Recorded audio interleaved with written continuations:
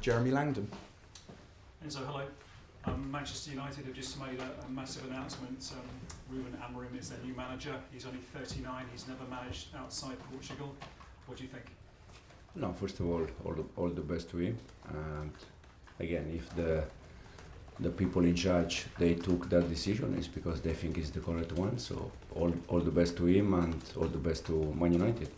And your old friend Ruud van Nistelrooy is in interim charge for this weekend's game. Have you spoken to him, and do you think that Chelsea can capitalise on all the upheaval currently going on at United? I didn't speak with Ruud. I will give him a big hug on Sunday before the game, and yeah, we expected a tough game. So, what are your memories of playing with him? First of all, fantastic guy, humble, very professional. Unfortunately, I share with him time when he was already finished in terms of player, but even with that you can see how good he was. So, but first of all, the best thing is that we had a very good group of human beings in that time with Malaga. So it's always nice to to remember that kind of moment. Chelsea haven't won at Old Trafford in the league in over a decade, since 2013. Is this a good time to be playing them, do you think? We didn't win that since 2014. Yeah, hopefully it's a good time. I hope so. That show how difficult is that stadium, not only for us, for every club, and we're gonna try to do our best and try to win the game. Can you tell us about any team news? Obviously, Reece James is hoping to start a third Premier League game. Is he okay? And Wesley Fofana, you were saying, was playing in pain. Is he okay to start this one? They are all available, unless Jadon, that he has been ill in the last days. You made 11 changes in the Carabao Cup. Is it true to say that you were willing to sacrifice the Carabao Cup to win at Old Trafford? No, absolutely. We prepared the game to win in the last game against the Newcastle Carabao. Unfortunately, we lost, but we prepare every game to try to win. And the reason why we make changes, I said many times, is not because there is A team or B team. We are all one team. The only reason is because they all deserve to play. Some of them they are playing in the Premier League game, some of them in the Conference or Carabao. But in one game, in 2 games, they can change. The ones that they are playing in Carabao and Conference, they can play Premier League game, and in the other side. So I said already 2-3 times that for me, we have 24-25 outfield players, and there is only one team, only one squad. And what we try to do is to share minutes with all of them. And what would you say about Enzo Fernandez at the moment? You seem to show your frustration with him during that game. Obviously, he's not starting for you in the Premier League. You still believe in Enzo? I show frustration with Enzo. I think so. When he misplaced a pass. I show frustration with all of them. don't look only at Enzo. I still trust Enzo. There is not any reason in the world that I can lose confidence on him. The reason why he's not playing in the Premier League is because in this moment I take different decision, but my confidence is 100% with Enzo. And just one last one, if I may. Cole Palmer, you kept back in midweek. You didn't put him on the field, but he scored 4 times against United last season. Are you expecting a big performance from him? I hope so. He's going to play. I guess he's going to play. No, yeah, but Cole is doing every time very good. I said at the beginning of the season, if we expect from him 20 goals again and 20 assists again, probably is wrong, because we don't need to put all the pressure on his shoulder. He has to enjoy football, and if he enjoy, for sure he's going to score, and for sure he's going to assist his teammates. So Cole is playing well, not only when he scores goals, he's playing well even when he doesn't score, because allow the rest to play the right way. Sarai? Hello. We've seen 2 right backs, Reece and Gusto, this season play more, a little bit on the left. Gusto a little bit more. He's been getting into more attacking positions, sometimes even as a 10, taking his shot outside of the box. What's your reasoning and thoughts of him sort of playing this role over a natural left back? And can we expect to see him stay in that role now Reece is back and can play in the right? Yeah, the reason why it's all, first of all, because we think that with the Malo there, playing as a 10, we can create cause problem to the opponent. And for sure he's doing fantastic. I said in the last press conference, Malo is helping us a lot in terms of process because he's playing as a holding midfielder, he's playing in the pocket, he's playing, I think, for some moment like central defender. So it's like a little bit like Renato, some of them that they are playing in different positions.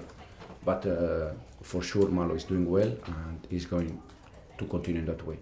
Another player that played in a different position, Dewsbury Hall against Newcastle, was on the right wing. Was this something that in your head you've wanted to implement on the pitch and wanted to try out, or was it because you wanted to sort of rest Noni and Sancho was sick? Will we see him there again? No. Yeah, the idea was to try also with Keenan. We play in different shape against Newcastle, just to try to control a little bit more the game. Don't make basketball game that I think for 20-25 minutes until their goal. The plan was there, then we conceded the goal in 10 minutes, we lost the game. But could be an idea for the future. And when it comes to loan players, how often do you manage to keep up with them? Because Andre Santos has been phenomenal. He's played 8 games, 5 goals. He's won the most duels in League One. How much do you can actually consider him? Because he's a wonderful 8-8 box and he kind of fits the profile of what you would pick in your midfield. Yeah, Andre Santos is just show what we said already many times, that probably for some players it's better that they go, they prove themselves and they can come back. So it's what Andre Santos is doing. We see now it's too early, but if continuing in the way that he's playing, could be an option for us. Wonderful, thank you. Rob. Hi Enzo. It would have seemed quite hard to believe when Fernandez, when the club broke the British transfer record to bring him, that within a couple of years he wouldn't be kind of a first choice starter. Is it fair to say that he's not indispensable now to your plans in the way that, say, Palmer or Jackson or Caicedo are?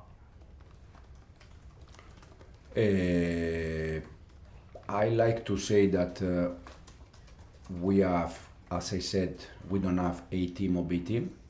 I also like to say that there are players that they are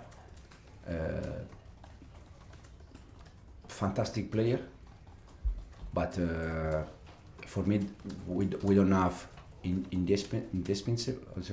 Vital, indispensable, vital, necessary. Exactly. Because if Cole for any reason is not playing, he's playing Joao. And if Nico is not going to play for any reason, he's playing Cristo. So there is not the one that we cannot change them, but we have the reason why we change players is because we think that all of them they are good. As I said, for sure some of them they are better than the rest, but that means that they are always the ones that they are going to play. In this moment, I know that you are looking for some different reason for Enzo, but for Enzo it's very simple. He's not playing in this moment. We have so many games. He's going to play for sure in the future. Now he's not playing.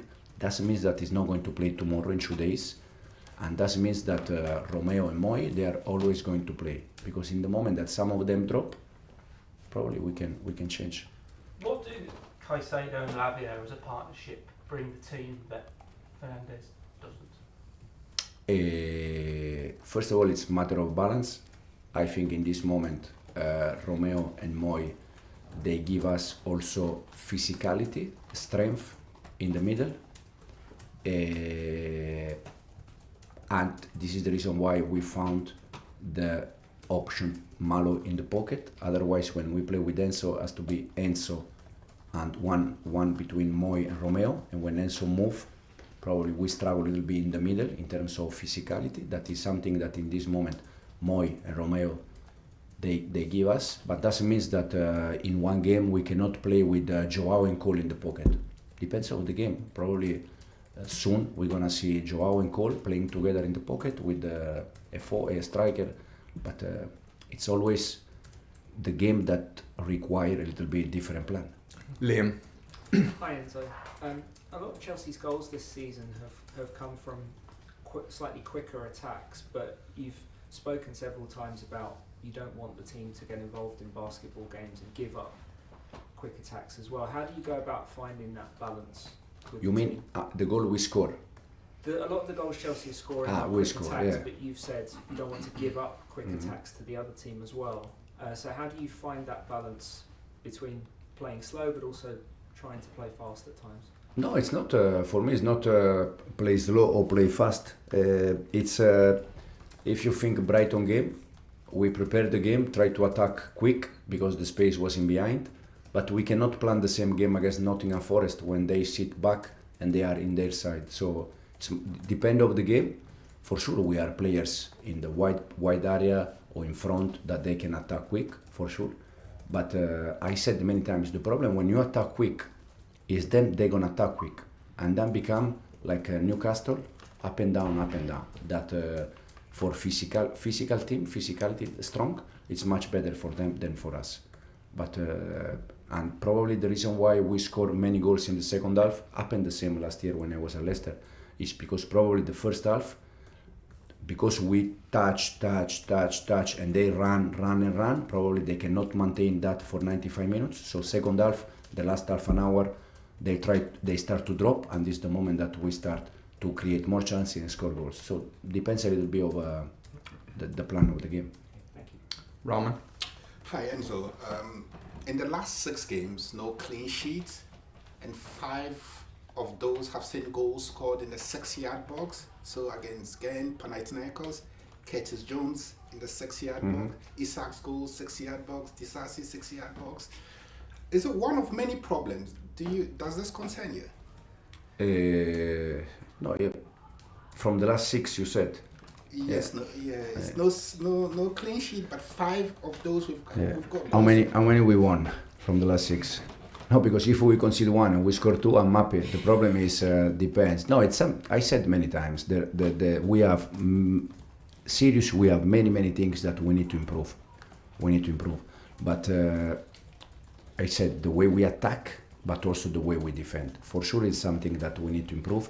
But because there are so many things that we need to improve and we need to do, you cannot focus in all of them. So you start with the priority. Okay, go with this, then with this, then with this. And then for sure it's something that we need to consider and we need to improve. Davide? Ciao Enzo. I want to talk about Nicholas Jackson and how he has developed into a reliable striker. How happy are you with his progress? No, yeah, very happy. First of all, because Nico is helping us not only in terms of numbers, goal and assist. It's also helping us in terms of the way we want to play, the way he's linked with his teammates. And he's helping us a lot in the process. Every time he drops, he gives us an extra man. Against the Newcastle, you saw he was dropping and create many problems. When he attacks in behind, he's quick and he can score goals. So we are very happy. And since we start, we are trying to work with him in different area. And one of the areas is to when drops and when I drop, what I have to do, because sometimes you say, yeah, you have to drop, but then what's happened? So we are trying to improve Nicolas and trying to work on him since we start. And how happy are you with the progress in general of the team, the progress you guys have done since you've been here? No, very happy because the way we want to play on the ball and off the ball, I think is quite clear. Every game is there. Sometimes, as I said, sometimes we do the things good and sometimes no, but it's normal. But in terms of process, I said that we are ahead of my expectation after, I think, 4 months, almost 4 months. And fortunately, also the results, more or less, they are okay. So hopefully we can continue on that. Thank you. Cameras off, please.